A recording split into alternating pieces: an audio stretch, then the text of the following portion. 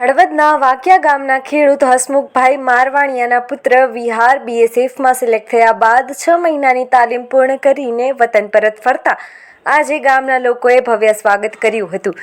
હળવદ તાલુકામાં આવેલા નાના એવા 600 લોકોની વસ્તી ધરાવતા વાકિયા ગામમાં ખેડૂત હસમુખભાઈ મારવાણિયાનો પુત્ર વિહાર મારવાણિયા દેશની સેવાની ભાવના બાળપણથી જ હતી અને તે દેશની સેવાની ભાવના સાથે આર્મીમાં જવાનું સપનું સેવ્યું હતું, જેમાં 2 બહેનોના લાડકવાયા ભાઈ વિહારે અભ્યાસની સાથે સાથે જ આર્મીમાં ભરતી થવાની તૈયારીઓ શરૂ કરી હતી અને 6 મહિના પહેલા જ બોર્ડર સિક્યુરિટી ફોર્સમાં સિલેક્ટ થયો હતો।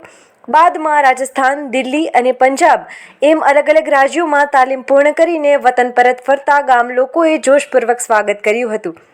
સામાન્ય ખેડૂત પરિવારમાંથી આવતા મિહિર મહેસાણાની કૃષિ યુનિવર્સિટીમાં ડિપ્લોમા કોર્સ પૂરો કર્યો હતો અને તે સમયથી જ આર્મીમાં જોઈન થવાની તૈયારી કરી હતી।